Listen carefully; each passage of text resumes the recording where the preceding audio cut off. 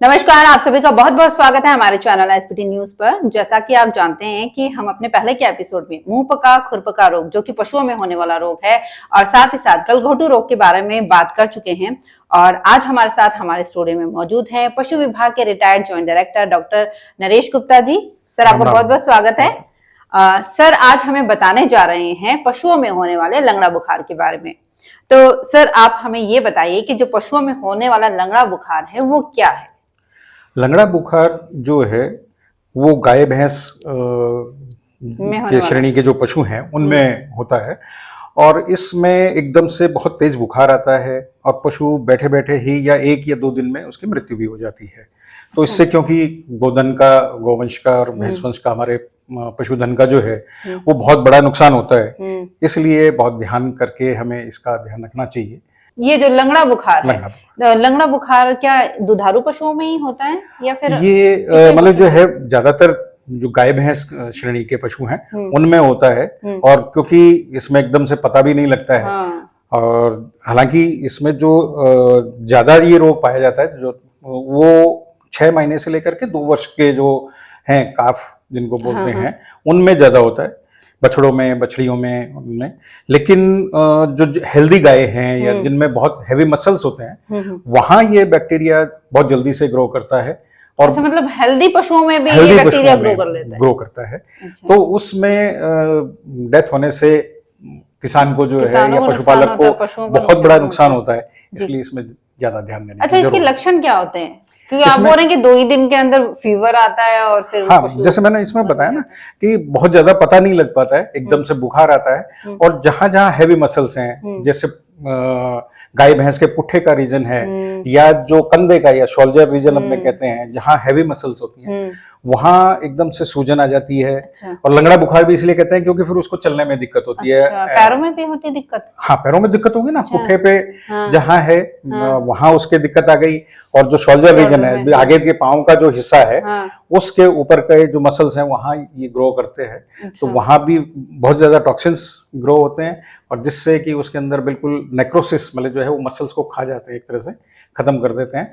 तो उस वजह से पशु को तेज बुखार भी होता है और वो लंगड़ा भी चलने लगता है। अच्छा, अगर आप उस जगह को दबा करके देखेंगे तो उसमें ऐसा महसूस होता है जैसे नीचे कोई गैस बनी हुई है। अच्छा। जिसको क्रिपिटेटिंग साउंड बोलते हैं अपने। अगर जैसे अपनी यूं दबाते हैं और अपने स्किन के नीचे अगर गैस हो तो हमें महसूस होता है कि क्रिपिटेटिंग साउंड आ रही है, तो वैसे ही उसमें। तो क्या पशुपालकों को पता चल जाता है कि भी उनके जो ध्यान देने की जरूरत है? ये अगर आपने जिस तरह से हम इंसानों पे ध्यान दें, इंसान तो बोल लेते हैं, पशु तो बोल नहीं पाता है, तो उसमें पशुपालक को ही ध्यान रखना पड़ता है।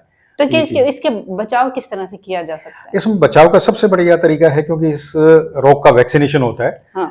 और ये रोग जो है वो मानसून, जबकि बरसात का मौसम होता है उसमें ज्यादा होता है। अच्छा। तो वो मौसम बहुत ही जो इसके बैक्टीरिया के ग्रो करने के लिए मतलब बहुत सुटेबल टाइम होता है वो। तो इसलिए बारिश के मौसम से पहले इसका वैक्सीनेशन लगवा लेना चाहिए और एक बार वैक्सीन लगाने के बाद वो पूरे साल भर के लिए सेफ हो जाता है एनिमल। तो इसलिए अपने नजदीक के कोई भी जो आपके पशु चिकित्सालय हैं या पशु चिकित्सा केंद्र हैं वहां संपर्क करके इसको लगवा सकते हैं। तो क्या सरकार की तरफ से कुछ योजनाएं चलाई जाती है इनके वैक्सीनेशन? नहीं, ये फ्री वैक्सीनेशन का प्रोग्राम है, हर साल होता है। तो इसमें आप नजदीक के किसी भी अपने पशु चिकित्सालय में जाकर के आप बात करते हैं, लगवा सकते हैं। हालांकि वो लोग वैसे भी खुद भी आते हैं आपके पास, लेकिन वही है कि कुछ लोगों को जानकारी नहीं होने के कारण, जैसे कि दूसरे और वैक्सीनेशन के लिए भी इस तरह का है, गलतफहमी रहती है कि एकदम से अगर लगाया तो दूध घट जाएगा, उससे नुकसान ज्यादा होगा। जबकि आप ये देखें कि इस वैक्सीन को लगाने के लिए आपका एनिमल जो है वो पूरे साल इस बीमारी के रोग से बचाव हो जाता है। तो ऐसी स्थिति में वो नुकसान कोई ऐसी नहीं है, कोई नहीं बड़ा नुकसान नहीं है। अगर जानवर की मृत्यु ही हो जाती है और हमें पता ही नहीं लगता है कि कब एकदम से हो गया, तो ऐसी स्थिति में ये लगवाया जाना। तो क्या मतलब वैक्सीनेशन के बाद दूध सच में इफेक्ट होता है? नहीं, ऐसा कुछ नहीं। कई बार थोड़ा सा क्या होता है, जैसे हमारे जैसे अगर इंजेक्शन लगता है और कुछ पशु होते हैं जिनमें एंजाइटी ज्यादा होती है। हाँ।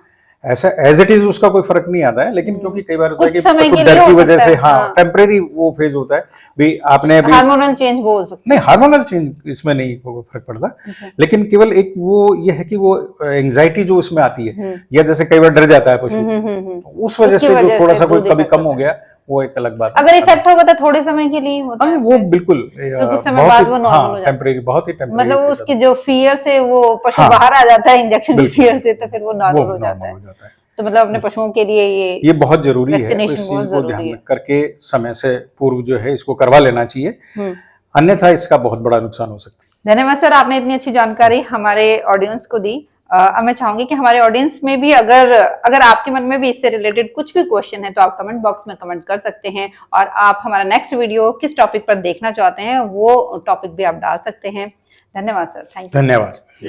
मैं आप लोगों को एक बात और बताना चाहूंगी कि अगर आप कृषि से संबंधित कोई भी जानकारी चाहते हैं तो हमारा एक न्यू चैनल है कृषि ज्योति, आप उस पर जाकर कृषि से संबंधित सभी जानकारियां ले सकते हैं। धन्यवाद।